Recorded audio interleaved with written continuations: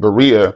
Would that signify that he thinks that the competition is a little closer than it once was and he got to get locked in and ready to go? I think he looks at this as probably the last chance of his career.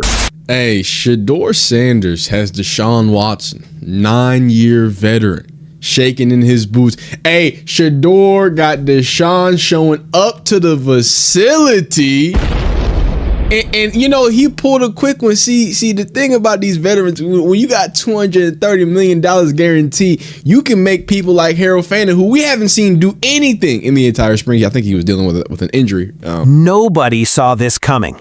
Not the Cleveland media, not NFL analysts, and definitely not the people who spent the last year writing off Shedeur Sanders. Because right now, in Berea, Ohio, something is happening that nobody expected. A $230 million veteran is sweating, and a rookie everybody counted out is the reason why. But what happened next exposed a double standard so outrageous, even longtime Browns insiders couldn't ignore it. So what's going on here? Well, here's what's going on. Either it's that close and Monken knows Watson is good at touch football, and he has to see him with the pads on and the pressure coming and how he deals with the offensive line and being able to step up and elude rushers and throwing on the run and making those decisions of when to pull it and run. All of that. Because nobody has seen it in 2 years. And so the speed of the game will either catch up with him or he'll be able to handle it. The other thing is Monken's already made his decision to go with Watson, but he's given the general public as much time as he possibly can to come to grips with it. Too, because Shedeur been putting in work. As soon as the offseason, what did he do? He went to Colorado, right? Getting in that altitude training. Ain't no air up there, boy. Hard body about it. That's what he started off with. Now he in that Texas heat. Dog, it's a heat advisory. Y'all think I'm playing? Y'all think I'm joking? Dog, I made a ice box. My AC is screaming for its life. It's trying. I got it. I pay my bills. I promise you. It can't keep up. It's 9,000 degrees outside. And they in Texas. It's worse than there. I live in Georgia, man. So I love the work that's being put in. I love that Shedeur is going to where it needs to be. Let that sink in for a second. Deshaun Watson, 9 years in the league, former MVP candidate, a 4,000-yard historic rookie season on his resume, and he's showing up to the facility early? Not because he wants to, because he has to. Insiders are calling it what it is, desperation mode. Because somehow, some way, Shedeur Sanders has a 9-year vet checking his phone, checking the standings, and checking his own confidence. That's not supposed to happen. But here's where things get crazy. While Watson was nowhere to be found this spring, Shedeur was already working. Colorado, altitude training, thin air, thick lungs, no excuses. Then straight into the Texas heat advisories, triple-digit temperatures, the kind of heat that breaks air conditioners and breaks men who aren't built for it. Shedeur didn't break. He trained with his own guys, Amani Marshall, Raheem Sanders, building chemistry before the season even started. Meanwhile, Watson needed to pull Harold Fannin, one of the most talked-about tight ends in the building, out of an injury layoff just to look sharp for a workout. That's not even the most shocking part. Here's where the media's argument completely falls apart.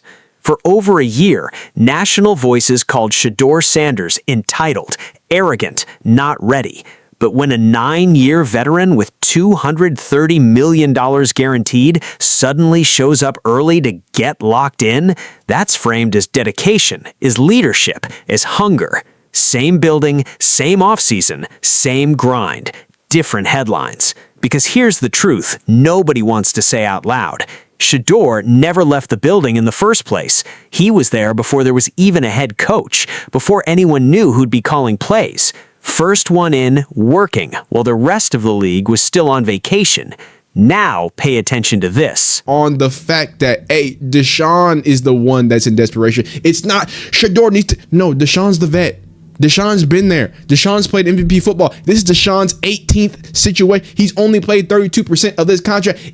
All the weight and all the pressure is on Deshaun Watson. If Shedeur doesn't beat out a 9-year NFL vet, okay, well, y'all said that he wasn't that great anyway. He seemed to be competing with the 9-year vet, former MVP 4,000 or MVP candidate, 4,000-yard historic rookie season. Again, Texans fan, I know. I know what he's capable of and what he was. Watson is the 9-year vet, former MVP caliber talent, full 4,000-yard season under his belt once upon a time. Shedeur is a second-year, fifth-round rookie that almost the entire NFL world admitted got a raw deal on draft night. So ask yourself, who's actually supposed to be dominating this competition? If Shedeur loses, the story becomes, well, he wasn't that good anyway. But if Watson loses to a fifth-rounder, that's not a story, that's a crisis. And that's not even the scariest part for Cleveland, because here's what nobody's saying. Deshaun Watson has only played 32% of his massive contract. Think about that. All that money, all that pressure, and barely a third of it has actually shown up on the football field. This isn't just a quarterback competition for him. This is survival. If he can't hold off two guys who weren't even high draft picks, who's signing him after this? Nobody's paying $230 million money for a backup who couldn't beat out a rookie. The league doesn't let guys walk away on their own terms. The league retires you, and that's exactly the corner Deshaun Watson is standing in right now. Because the numbers tell a completely different story than the narrative. Shedeur Sanders showed real flashes late last season, moments of poise, moments that made people in that building sit up and pay attention. He's affordable, he's cost-controlled, and unlike Watson, every dollar he earns is tied directly to production, not to a check written years ago.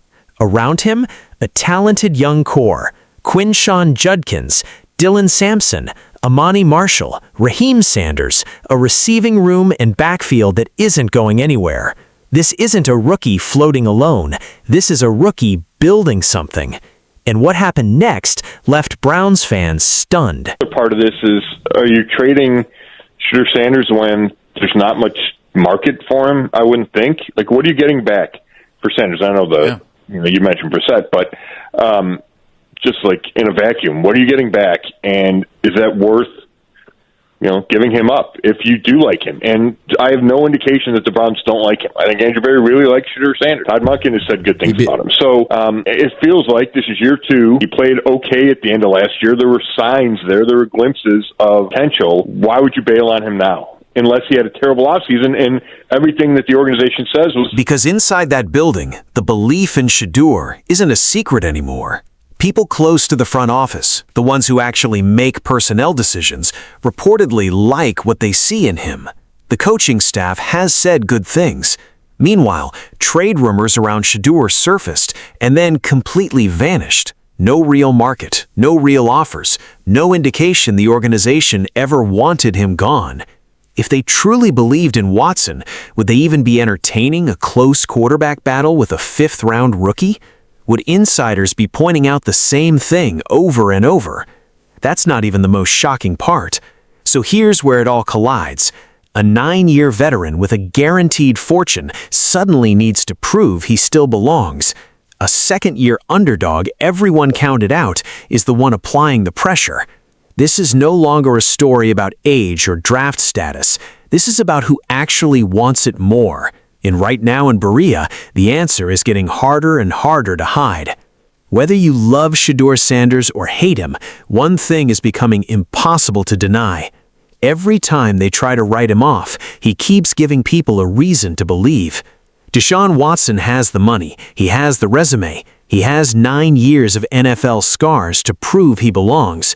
But Shedeur Sanders has something money can't buy. He has nothing to lose and everything to prove. And in this league, that combination is dangerous. So when the Browns finally name their starter, remember this moment. Remember the offseason where a $320 million veteran had to fight a fifth-round rookie just to keep his job, because that may be the most dangerous storyline in football right now. If this breakdown opened your eyes to what's really happening in Cleveland, make sure you hit that subscribe button and turn on notifications, because this quarterback battle is far from over, and you do not want to miss what happens next. Drop your prediction in the comments. Shedeur or Watson? We'll see you in the next one.